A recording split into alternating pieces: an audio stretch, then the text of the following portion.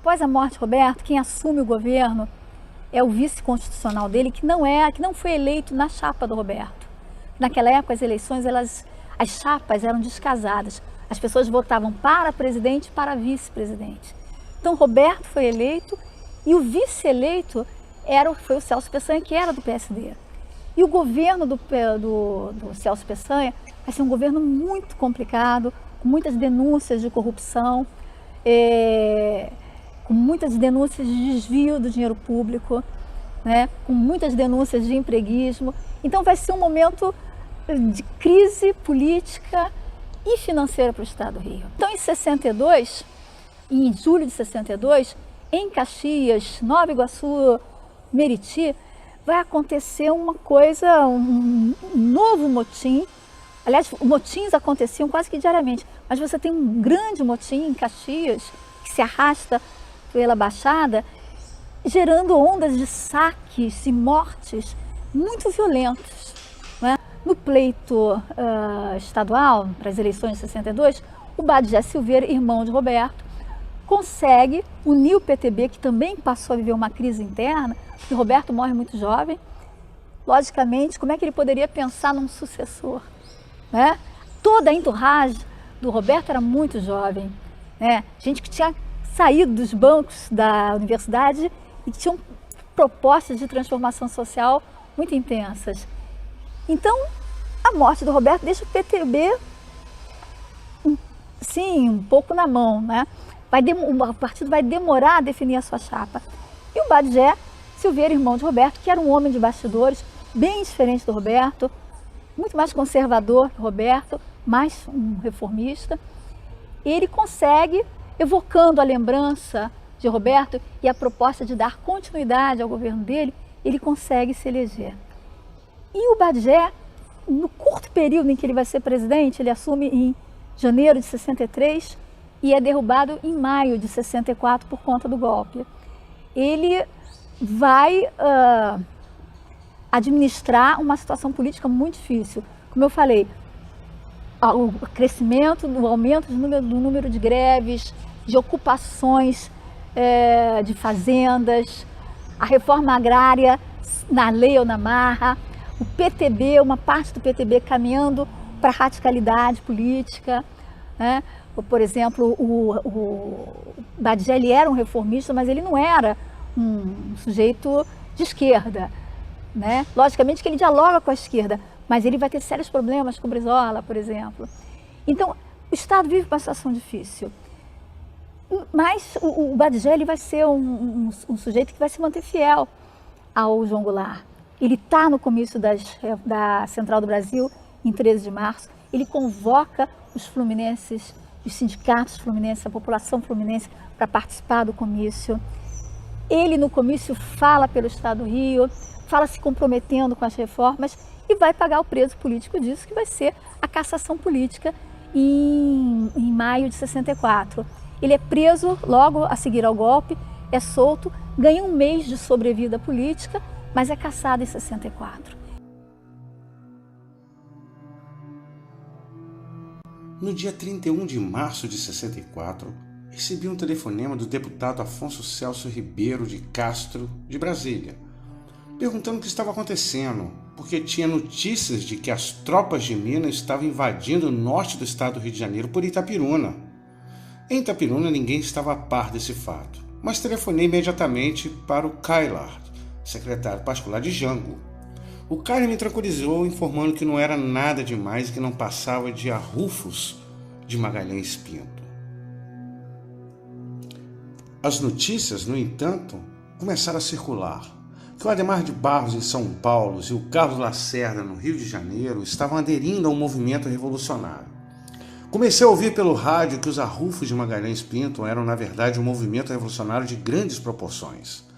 Tentei ligar, falar com o presidente, não consegui. Atendeu-me o ministro da Justiça, Abelardo Jurema, que me tranquilizou, dizendo que o governo tinha todas as posições e que era um movimento restrito a Minas Gerais. As informações do Palácio eram otimistas, mas as notícias vindas das estações de rádio de São Paulo contrariavam a posição do Palácio. O coronel Kerensky, que comandava o BC de Petrópolis telefonou de Três Rios dizendo que as forças do governo, sob o comando dele, não permitiriam que as tropas do general Mourão Filho atravessassem o Rio Paraíba. Havia certa expectativa de que o general Cruel ficasse a favor do governo, porém ele aderiu ao movimento, contribuindo para a vitória. O legado de Badger Silveira, ele pode ser um referencial sobre muitos aspectos, seja pelo a sua lealdade política e seu caráter pessoal e político em se manter fiel às suas convicções democráticas e resistir às pressões dos generais para que ele renunciasse. Ele resistiu uma pressão tremenda durante mais de 30 dias, até ser definitivamente deposto. E também serve como um paralelo com os tempos atuais que vivemos. Nesse século XXI, na virada de 2020 para 2021, onde desde 2014 vivemos um período de polarização radicalizada entre direita e esquerda, o discurso da ameaça comunista. E interessante que Badger Silveira, diferente do seu irmão Roberto, que tinha um discurso radicalizado à esquerda de fato, Roberto era um contundente na sua oratória, Badger era um moderado, era um trabalhista moderado, defendia com convicção as reformas de base, participou efetivamente do comício da Central do Brasil com João Goulart, defendendo as reformas de base, convocou a população fluminense, sindicatos, autoridades, lideranças, e isso fez ele pagar um preço alto o seu posicionamento. Mas ele resistiu à pressão, foi ameaçado, viveu momentos de terror, foi preso, solto, assediado por outros governadores que aderiram ao golpe de 64, mas ele acabou sofrendo impeachment sob acusação de corrupção e de flertar com o comunismo. Isso mesmo, parece assunto de 2020, mas isso foi em 64 com Badger Silveira, o governador bonjesuense, irmão de Roberto. E depois ele foi alvo de um inquérito militar e nada foi provado.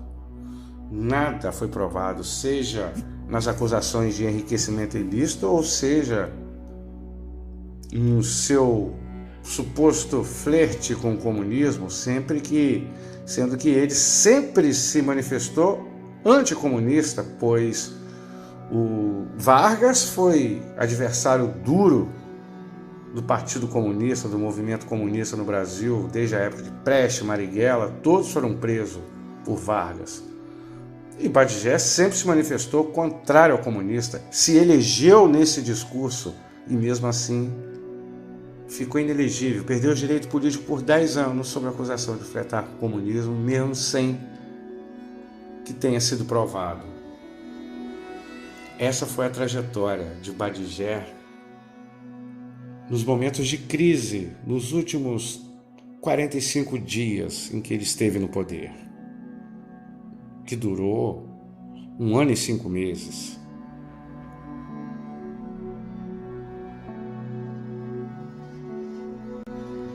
Mesmo sendo considerado um político de articulação de bastidores, Badger Silveira, além de ter sido um dos fundadores do PTB, o Partido Trabalhista Brasileiro, no Rio de Janeiro, ele havia sido delegado de polícia em São Fidélis, depois transferido para Resende, e em Resende ele construiu sólida carreira política eletiva, sendo vereador entre os anos 40 e até 1954, sendo presidente da Câmara em 51, em Resende, onde ele se radicou.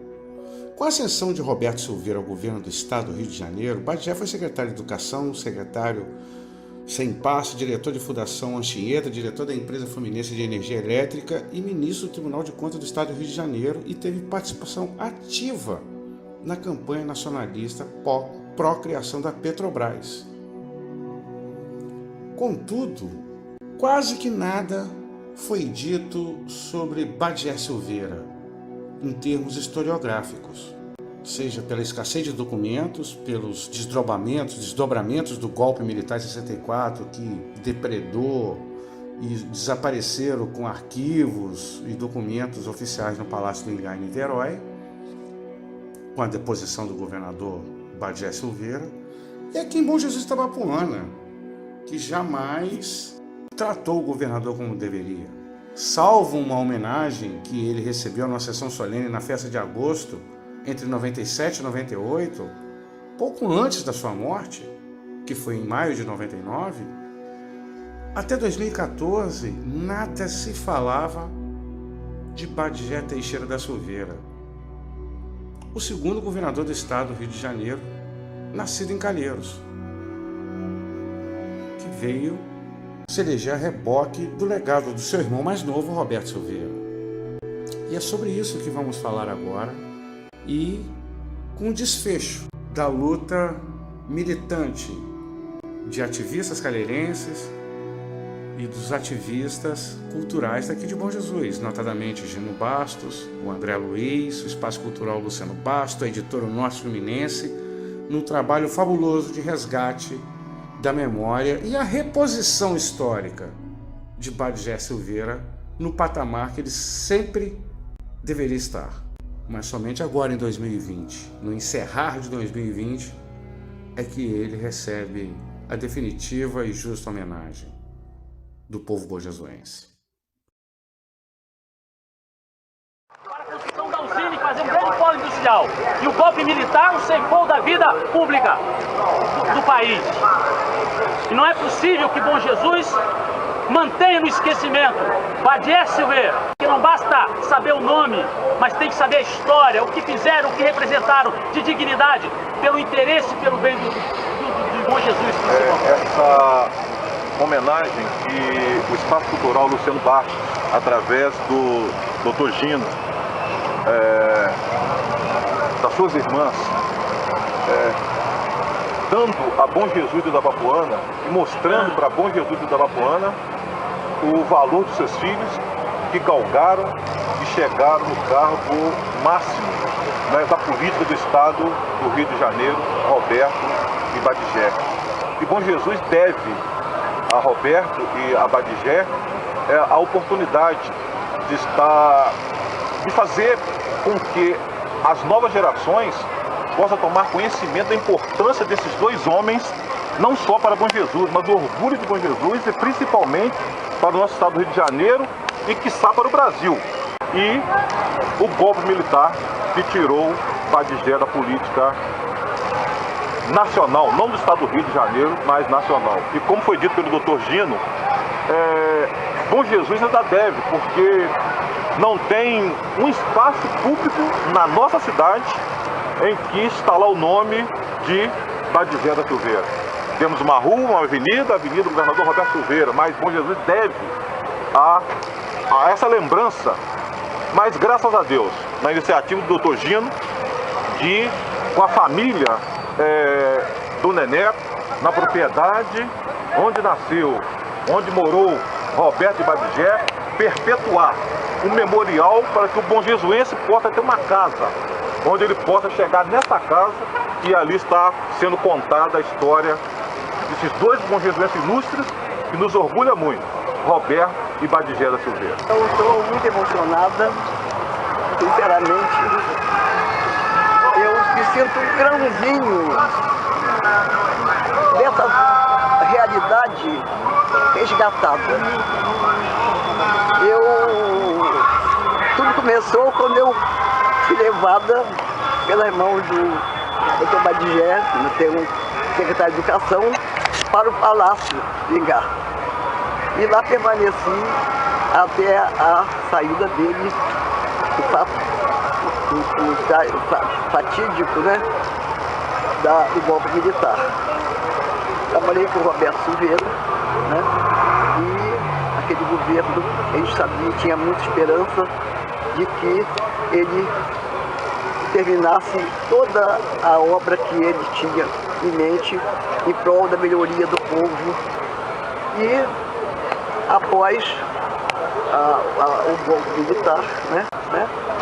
Então eu costumo dizer que eu sou um dos sobreviventes do Palácio do Ingá, que sofremos a perda do Roberto Silveira e a saída, a cassação do Badijé Silveira, né?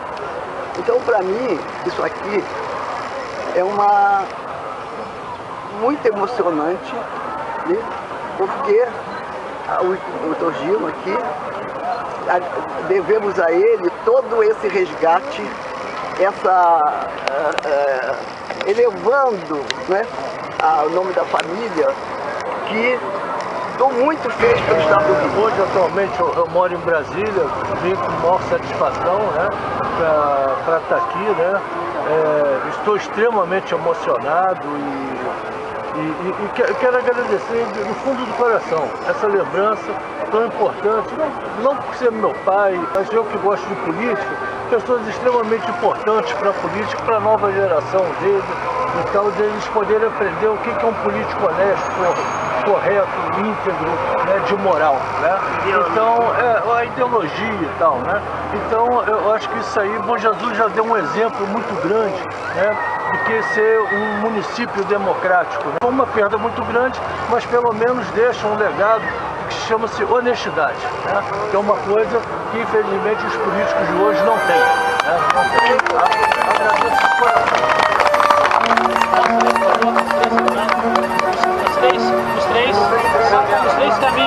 Os três caminham, por favor, aqui, segurando. Os três vêm aqui, por favor, e de frente fazem.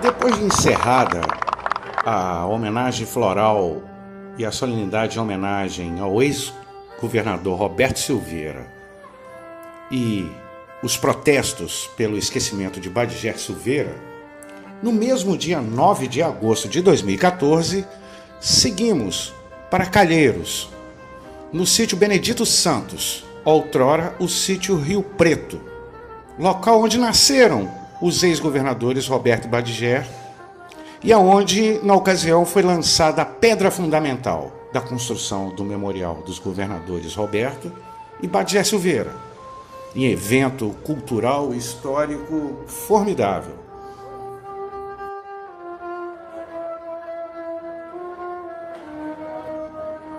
E passados 2 anos, no dia 7 de agosto de 2016, finalmente era inaugurado o Memorial dos Governadores Calheirenses e Pojesuenses, Roberto e Badijé Silveira, com a presença de Ismélia Saad Silveira, viúva de Roberto Silveira, e dos familiares de Badijé Silveira, dos filhos de Badijé, também e outros familiares da Silveirada. E, na ocasião, ficou registrado a capacidade de mobilização de um povo quando ele, por iniciativa própria, resolve resgatar sua história. E o resultado não poderia ser mais gratificante, pois nos anos seguintes começaram a ser realizadas visitações no museu, como na primeira edição do Festival de História e Cultura de Calheiros, com as crianças de uma escola de Bom Jesus do Norte, visitando, conhecendo, desde nova, sabendo que Bom Jesus de Itabapoana tem 2 ex-governadores. E ali está preservada a memória desses 2 personagens, dos mais importantes de toda a história da existência de Bom Jesus de Itabapoana.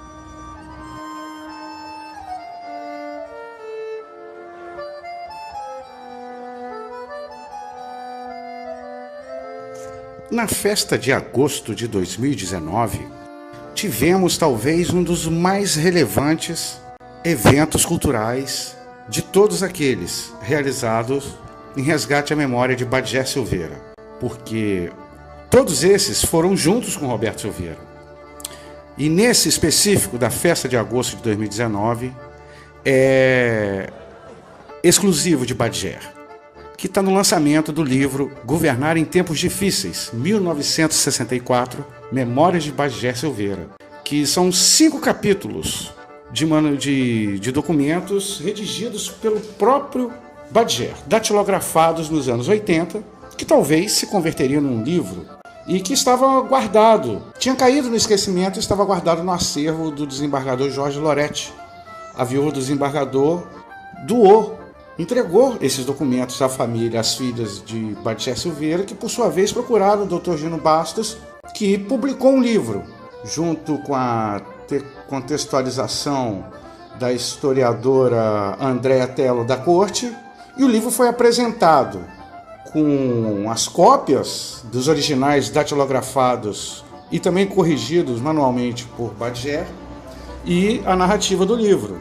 E foi um momento histórico que nesses documentos, nessas memórias de Badger, eles trazem fatos de bastidores da época do golpe, tanto antes como depois, que podem inserir e também alterar a contextualização da historiografia do golpe militar de 64.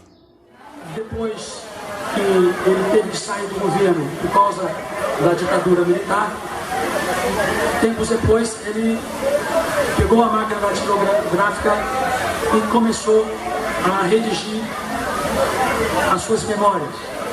E redigiu 5 capítulos. No 5º capítulo, ele fala sobre esse processo do golpe militar e tudo que ele sofreu por parte dos militares. É um capítulo inédito que vai alterar a historiografia nacional. E esses 5 capítulos, as filhas de Badger localizaram no acervo da viúva do desembargador Jorge Loretti, que era amigo da família, e confiou a nós para que nós pudéssemos, a nossa pequena editora Norte Fluminense, pudéssemos editar este livro. A consagrada historiadora Andréa Tosti, quando ela viu esse material, ela ficou apaixonada. Ela falou: se vocês quiserem, eu faço a introdução, faço a contextualização. Está uma linda contextualização, uma linda apresentação deste livro. E é um livro, só pudemos editar 300 livros. E hoje nós vamos, a editora Norte Fluminense não vai vender, vai oferecer como cortesia para que todos possam levar consigo esta preciosidade, esta relíquia. O segundo livro, que é a nossa editora Norte Fluminense, foi fundada por meu pai Luciano Bastos em 2009, exatamente para estimular a cultura e a história.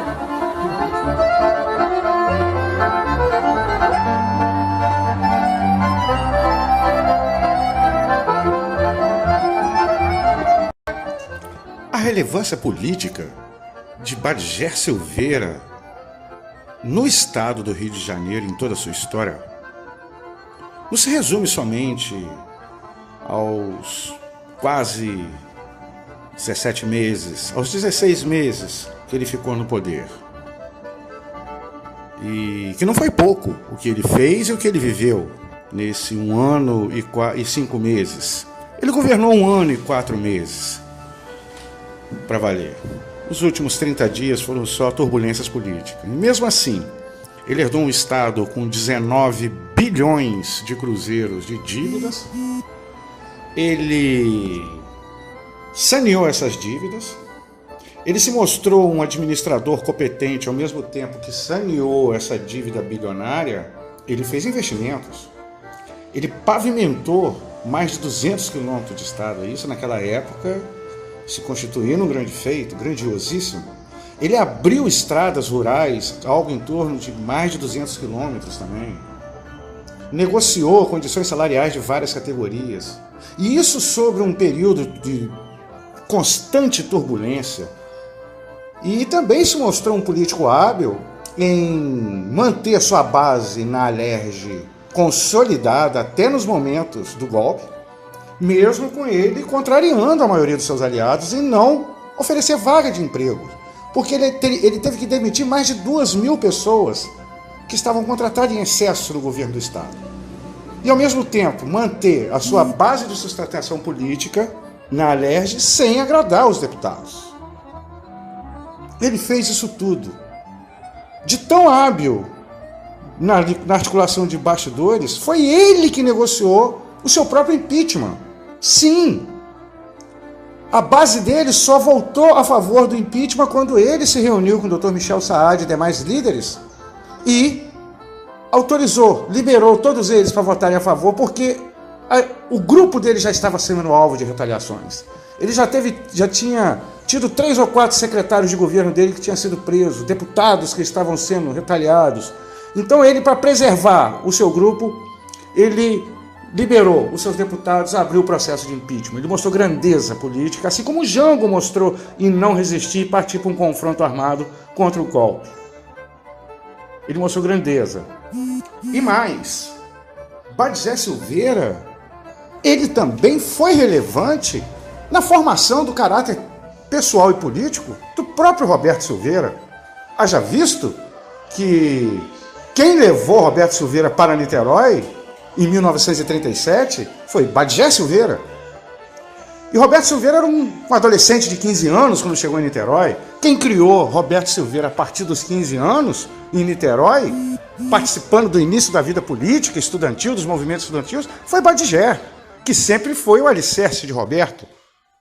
Tanto que no governo de Roberto, o fenômeno educacional que se implantou com o método Paulo Freire no interior do estado, sim, tivemos isso aqui no governo de Roberto Silveira, da construção de dezenas de escolas públicas no interior do estado, que na época quase não tinha escolas públicas. O secretário de Educação era Badisé Silveira. Tem que se relevar os feitos do Badisé, não só na formação do homem Roberto Silveira, e questionar o que seria de Roberto Silveira sem Badisé. Inclusive, Badisé teve a sapiência de, apesar de forjar o político Roberto, deixá-lo com as suas características, tanto que os dois eram totalmente diferentes. Roberto, mais radicalizado à esquerda, e Badisé moderado. Então essa é a relevância de Badisé Silveira que a história ainda não detectou. E precisa de ser registrado e mais aprofundado esse debate sobre o papel de Badisé Silveira, não só naquele período de janeiro de 63 até maio de 64, quando ele foi derrubado. E sim, também nos bastidores da trajetória fenomenal de Roberto Silveira, que foi forjado por Badisé Silveira.